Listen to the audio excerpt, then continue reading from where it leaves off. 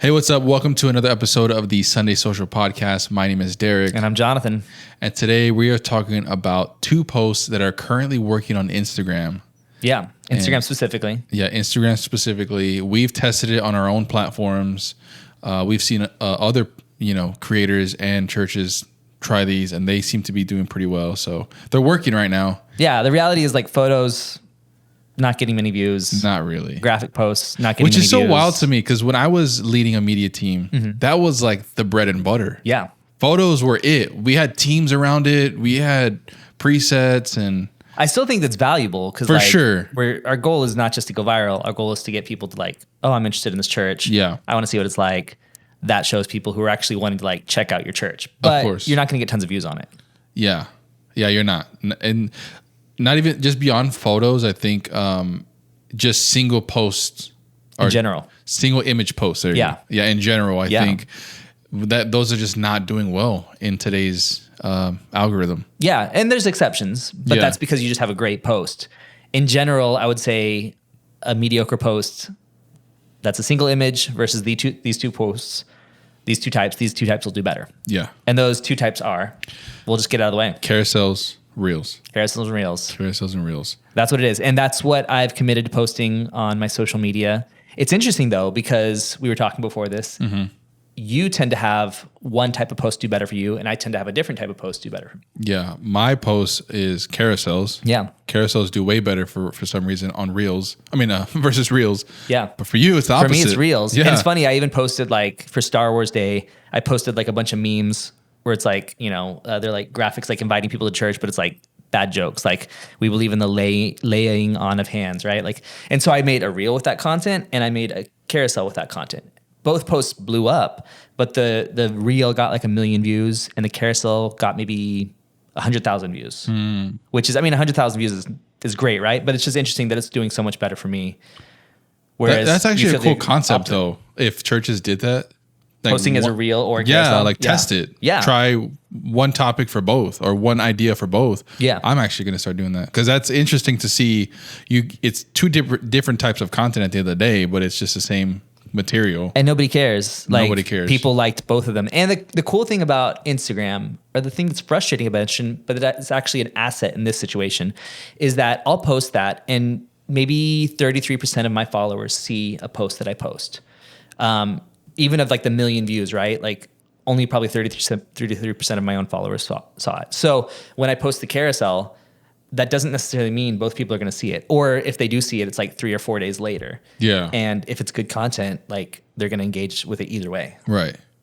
Yeah. I think personally for me, carousels do so well because every slide is able to, if you do it the way like some people do it, every slide of the carousel stands on its own. It's like its own image. So it's almost like you're putting out 10 different things into the algorithm. There's a richness to it. Yeah, because I notice I always like to see when I post something on with carousels, what gets reshared the most. Because people always pick the slide they want and they reshare it. That's how I gauge like, okay, that could be an idea for my next carousel. Like I could take that thing that did really well on that one carousel. Maybe it's one slide that gets reposted more. And the way you see that is because you see on your stories, right? Yeah. The stories that mention you can see like, oh, they seem to be liking this one the most. So I'll throw out a carousel because I have a series like random thoughts from a creative or whatever. And I'll just put out like 8 to 10 different things. And then I'll see, okay, they actually resonated with that one thought more. So maybe I expand on that thought, you know? Or you could do a listicle. Those do really well too. Well, we actually have, so one of the big things we're doing here at Sunday Social is we're trying to figure out how to make content that is going to kill it for people. Yeah. The reality is we can't make reels for your church because we can't make pre-made. It needs to include your people. It needs to be like your culture in the moment, right? Yeah. But we can do carousels. So we've actually come up with like 10 templates of how we're coming up with content because we're making a carousel post every single day. That's a template that you can use on, you can edit with Photoshop, edit with Canva, or you can just use it as is. And it's been hard to figure out like, how do we actually come up with that much content? So we've had to create systems in order to help us do that. And I wanted to share that with you. Yeah. So we have like 10 carousel templates and I'll just go through them. So the first one is like a sermon recap template. Basically the idea is big idea, point 1, verse 1, point 2, verse 2, point 3, verse 3, action step. So it's eight slides and you could just take this from your pastor, what your pastor's talking about, and that would be ready to go. Another one is a subtle differences template. So for instance, I did this one. Arrogance is thinking you're all that's needed. Shame is thinking you aren't enough. Faith is knowing you aren't enough, but God is. So it's kind of like 3 variations, 3 tweaks on a single idea. And just so it has like a progression to it, right? Again, each one of those does stand alone. Yeah. But there's like a pow moment at the end, which I think hopefully beckons people to keep sliding. The next one is sequential thoughts template. This is kind of the more traditional, I guess, carousel post, where it's like you have an attention-getting thought, and then you have the next thought, and each thought is building on the other thought until you get to the end. So it'd be like this one, we took this from a church. If you carry your cross, God will use what is hurting you to shape what is healing you. If God can't change your plans, how can we improve them? Right? Like the more you grow, the more you carry. It's just like the sequential thoughts to get through there. The next one is just the big ideas template. So this is more your idea, where it's like big thoughts. There's usually a unifying topic. Not always, but they're kind of unrelated. They're almost completely independent thoughts. And usually with this, you go with different designs for each graphic. Which allows it to stand on its own. Which really allows it to stand on its own. So sometimes the cool thing too is you have a visual difference. So it's visually interesting every time. And then you have the thought difference, which is like, oh, this one resonated with me the most. The next one is like a how-to template. This is also very traditional, where it's like how to... 3 things you need to know about patient, 5 things you need to do about, or one of the hooks that I've been approaching is like, make them one, Father, make them one as you and I are one, right? Like, but what does that mean? So like you introduce a concept and then you almost be like, yeah, but how do you actually do that? Or like, that's a nice thought, but like, what do you do with that, right? Very practical. Very like, I've actually felt that way, right? Like, or like, forgive them. Okay, but cool. But like, they keep hurting me, right? Like addressing those topics and then give them some step-by-step, really great, rich thoughts, especially if you can tie it in with your sermon. Super valuable. The next ones are verses about blank topic or quotes about blank. So you have like forgiveness, verses about forgiveness, or quotes about forgiveness. It's just, again, rich content that like, you know, like I'm willing to scroll because maybe one quote or maybe one verse will really resonate with me, right? Whereas like if you post just one single image, okay, I read that verse. Like it just, there's no like drawing me further in to keep looking at it, right? The next one is the visual representation template. So for instance, you'll see a lot of these now where it's like God is here, and it'll be like grocery store, church, your bed, the schoolroom, work, right? To show that God is here. Or this is the church, where you show different parts. Where I've it's like, seen some of those. Yeah, it's the service, but then it's also like people just talking. Like I've seen one where it's like we noticed you were missing, and it's like showing like different cutouts of people that are gone in the image. Oh, that's good too. Yeah. So it's like I've seen those. Yeah. So the idea is like it just kind of expounds on it, and it's visually interesting. It keeps you watching. Yeah. Another one is one thought or verse with multiple designs. You do this a lot. Yes. Where you Designed by Ruben does it too. Designed by Ruben. A lot of people do. I feel like I've seen it a bunch where it's like, and this is one of your posts that we reference, but it's like at first they'll call you cringy, then they'll call you creative, and you mostly use the same typography. White text over a different background. Here you change it to red text, but it's pretty much the same design, but with different backgrounds. It doesn't necessarily make you need a scroll, but for visually, it's interesting. So that requires good design. But there's also just the fact that like the cool thing about carousels and why this sometimes works, I think, is that Instagram will try to re-hit you with the carousel, even if you didn't scroll through it. Like they're really trying to see if you're interested in it or not. So you'll see the first slide and you're like, oh, that didn't interest me. And then you'll scroll on. And then a little bit later, it'll show you the second slide. It's really cool. So it gives them something different to see. Yeah. It's kind of a hack. It's kind of like an algorithm hack, honestly, for sure. But it is working. Here's one that I love. It's the bait and switch template. So you've seen this a bunch with like I did this where it's like, you know, how to stay in the church overnight, or how to skip church without anyone noticing. And then the next slide is like, why did you swipe, right? Like with someone looking at you. Yeah. But any sort of bait and switch where it's like, you know, here's the hot gossip today. God loves you, right? Like it's sort of like a bait and switch where it's like, oh, got you. You know, like it almost makes you feel a little guilty for sliding a little bit.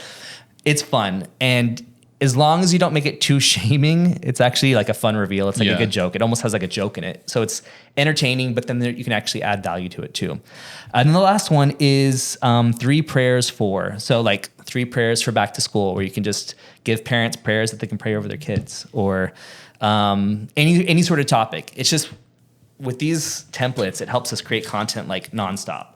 Yeah. So you can use that for your church. Wanted to make this helpful for you, but that's what we're doing for carousels. Yeah. Carousels are doing great. I think, and we've always said this, you've always said this, when it comes to content, you want it to be relatable. And I think that's why carousels are doing so well, because it gives the viewer a chance to relate to something. So if it's about verses, if it's about a topic, or maybe each carousel stands on its own, it's about a different thought, people can go in and naturally want to reshare it because it's how they're feeling in the moment, or it's resonated with them somehow. Yeah. Have you seen Sunday Scaries? Yeah. So that account is, a lot of people are copying it. And the reason they're copying it is it does that really well. Yep. Where it says, this and a mimosa or whatever. And it's like a picture from either a celebrity or from a current show that's really popular. And it ties with something that you're interested in, which is like a show or a celebrity. And then it's something else that you're interested in, or something that you relate to it. You're like, oh, I love mimosas, right? So like that is something, and then people share that. People love to see that type of stuff. So I would love to see more churches even doing that sort of thing, where it's like, I did this recently with some of my posts where it's like, coffee protects me from burnout, where it's like things that like are kind of like a joke that I kind of relate to, and you kind of claim it as your own. They did that a bunch with that Little Miss meme a while back, where it's like Little Miss has to have a Dr. Pepper every day, right? Where it's like, oh, I love Dr. Pepper, that's me. And the relatability thing, people, I don't know, I always joke that like everyone on the internet is narcissists, because you think about the story of Narcissus is like, he fell in love with himself in a pool. Like he saw his reflection and he fell in love with his reflection. Essentially, that's what we got on our phones. It's like this black box that reflects us to ourselves. And we want to see ourselves in the social media content that we consume. So if you can show your people to your people, you're going to get much better results. Boom. Also, before we filmed this episode, we were talking about why we feel like certain things do well. And you were telling me about Mr. Beast. Yeah. Mr. Beast said that when he doesn't have his voice on something, right? That it does better. We were kind of debating why carousels work well for you and reels work better for me. I don't tend to talk in my videos because they do poorly. You talk in all of your videos. Yeah. And they do poorly. They do worse than your carousels, right? And I think that might be one of the key things. If you notice, churches will always talk in their videos. Yeah, sermon clips or inviting you or something. Yeah, always the invitation, right? Or sermon clips too. But I would like to challenge more churches when it comes to reels to actually start creating content that doesn't require voices. If you look at all of my content on Instagram, every now and then I'll post something that has a voice and you'll see the numbers are way down. But you can communicate a lot with a tiny bit of acting. I'm not a good actor, like really not a good actor, but a tiny bit of acting and some text, and you can communicate a lot with that. It's not going to be an invitation, right? Like it could be. There are some ways you can do it. There's some creative ways to do that, right? But like mostly it's going to be a relatable moment. And that's what I think I would encourage, is use reels to be relatable. Yeah. When you said that, I'm like, oh, that's probably why my carousels do so well. Because I think people are just so, they've already gotten used to people talking at them.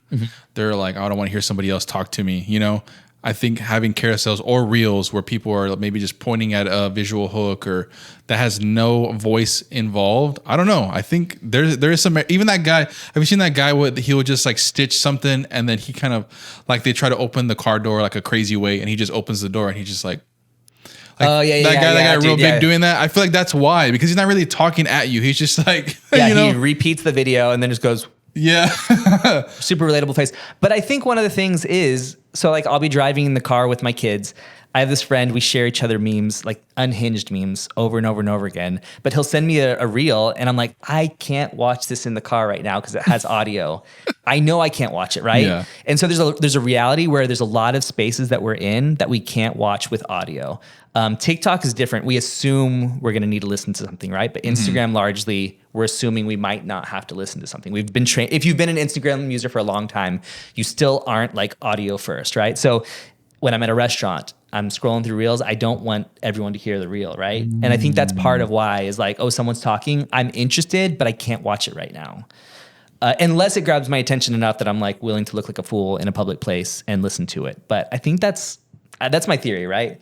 That's what I feel like is the fun thing about us working together is we have theories, we test them. I'm definitely going to test that out. Like, honestly, I'm going to see, because I am curious to see what does better, voice, no voice, carousel, no carousel. Why do you think your reels do better than your carousels? I think Reels in general do better than carousels. I do think that Instagram rewards Reels more because they're trying to fight with TikTok. I think some of it's that people don't want to read, although all of my things have text in it, so that doesn't hold up actually. I just think Instagram pushes Reels more for some reason. I do think though that some of carousels tend to be more on the education or inspiration side. A little bit on the entertainment side, but my Reels tend to be completely relatability based. And I think those are kind of the 4 pillars of content. I think all the social media experts have been pushing the first 3 where it's like entertainment, education, inspiration. And like that has worked in the past, but now I think everyone's doing that. It's funny. I have friends on social media that like, they have 17,000 followers because they grew their following in the heyday. Right. And they're like, okay, well now I got to show people how smart I am. Cause like everyone's following me. And so they post educational videos, like here's my thoughts on this, or here's how you can do this. And it's interesting because they'll get like 200 views, even though they have 17,000 followers and people recognize them. But like educational content is not hitting like it used to. And I think that's something important for churches to realize is our sermon clips are largely education or inspiration. And those just aren't hitting as much as they used to. So I would really love to push churches more toward the idea of relatable content. I mean, I think for me, the goal is for someone to see a post and be like, oh my gosh, that's so me. Someone posted the other day, they shared one of my videos and like, nobody gets me better than Jesus and Jonathan Malm. And I'm like, whoa. But that shows exactly what people liked about my content, right? Yeah. He gets me. He understands me. Yeah. I mean, people say that like, this is such a niche video, right? And it's not because like 50,000 people are liking it, right? But it feels like this is only something I relate to. And it's that hyper relatability is actually super valuable. That's what, I mean, every influencer we follow. I think it's people talking with you versus at you. I think that's why people like that. Nobody likes to be talked at. They like to be talked with. And I think you showing, hey, I've been through what you've been through. That's how I can create this content because I've been in your position or I've been around it. I think that's why. I think, relatability is the key to be able to get shares, to get comments, to get engagement, because people, it's like that moment. You're like, oh my gosh, how do they even know that? Like, you hit that vein where you're like, I thought I was the only one that has experienced that. And then you get all these people in the comment section that relate to it. And you're like, dude, that's crazy that you've been on the tech team and you wear only black, like. Yeah, as like stereotypical as that is. But there's this like, I mean, the reality is nobody's going to counseling and we all need to be. But we use Instagram as our counselor. We're like, oh, I'm not alone. There's empathy. There's this like built-in empathy whenever we see ourselves in someone else. We're like, oh, I'm not alone. And it's cathartic. It's pretty cool. So you can do that for the funny side, which is what I tend to do, or you can do it on the serious side. You have that with moms. Like, I mean, my wife has had we've had some miscarriages, we've had some fertility issues, right? And so she follows moms who are going through this and they're sharing the worst of what they're going through. They're going through IVF or they're going through, miscarriages, and she watches them and she's tearing up, right? But like she's relating to them because that's her story playing out in that influencer, right? And so it doesn't have to always be funny. People want to go on Instagram and see content that they relate to. So whether that's funny, whether that's happy, whether that's sad, you can go whatever. I think that's why both of our accounts have grown at the rate they have, because we're sharing things of value that people can relate to. Yeah. And it's a way for them to escape, in a way, to be in a place where they're like, oh man, I've gone through that as well. Well, and something about your content, which I think you did really well, and I think you're trying to figure out how to repeat this, and I'm sure churches would want to repeat this, is that the best stuff you've ever posted, the stuff that blows up, has been about fonts, where it's like, here's a font you need to know about. And that the reason that works is because people can't get enough of them. If you're a designer, you always want to know about a new font because you're designing 10 graphics a day. You don't want to use Helvetica on every font. So you're like, I have to know that one thing. So if you can find, and that's what I'm trying to find, you're trying to find, churches are trying to find, is like, what's that thing that people can't get enough of? That's where you can resource people, right? Like, what's the thing? What's that one thing that I it's like candy to me, where like I'm going to eat nonstop and I can't stop. And, obviously there's an addictive element to that, which is unhealthy, right? But like, how can you actually help people? Like, give them something that they need to help them with their life or with their job or with whatever. Everything that I've ever done on Instagram or on businesses has been that. Like Church Stage Design Ideas, the site that I started, was like that candy element where it's like, I need a stage design every month, right? Well, even on your content, which I've learned from you, it's like you try something and then when it works, you start to think, how can I expand this to like 20 other ideas, you know? Because you did that with your AI characters. Oh, yeah. And it's like you did one that popped off. You're like, okay, and you just, how many did you do? I did like 220 AI generated church members. That's crazy. Yeah. Yeah, but it's like that. It's like, how do I find that one thing? And it's only by testing stuff. And then you can be like, okay, this topic seems to do really well, or this thing, let me go and expand on that. That's what I do. I'll go audit my account. I'll, use my insights for the last 2 years and see which videos have blown up the most. And I look for like, what's the theme or what's the thing, the hook, the whatever that made people particularly like this video. And then I just make a list of it. So I have a list of probably 30 topics or joke themes is what I call it that land. And then I can use those in ChatGPT to be like, hey, I make videos that are funny for churches, that are very relatable. I want to make more videos that are based on this theme. Help me. And then that's my start of my chat, right? And then I just put that topic, it'll give me 5. 1 or 2 of them out of the 5 are good, and they need a lot of work. Like I never just pull it as it is, but it will give me something. I'm like, oh, that's actually kind of brilliant. And then I'll put my spin on it, right? And then I do that 30 times and it gives me 60 posts. And then that's my content for 2 months. Then I do it again, and I can just rinse and repeat and then keep experimenting until I find like a new topic that topic really works really well. Yeah. That's genius. We should probably do an episode on ChatGPT. Honestly, yeah. Really cool. Using it for social media in a healthy way. That's not just like, not just straight ripping stuff. It's funny because we made this like AI caption creator for Sunday Social that you can use if you're a subscriber. And it's shocking how well it nails like church posts. Like it looks exactly like every church post I've ever seen, where it's crazy. The fire emoji, the hands up like this, like it just nails it so much because it's so stereotypical. Yeah. And man, I feel like the internet is inundated with AI right now. So we're getting numb to it. And we have to be able to learn to use it like creatively. Yeah. It's like blurring the line a little bit now. Yeah. That's the reality is like we're getting to a point where like AI generated content, there will be more content than we can possibly consume on the internet. And so we have to be able to create content that breaks through that. Yep. And it's hard. Yeah. But right now, carousels, reels are working for different reasons, but I think try those out, do some testing and figure out, use the templates that we have now available. And you're going to be able to see the differences, see what works, see what doesn't. And we have 10 different templates now that you can use and be able to produce some great content for your church. So yeah. Thanks for tuning in to this episode and we'll catch you guys in the next one. Peace out.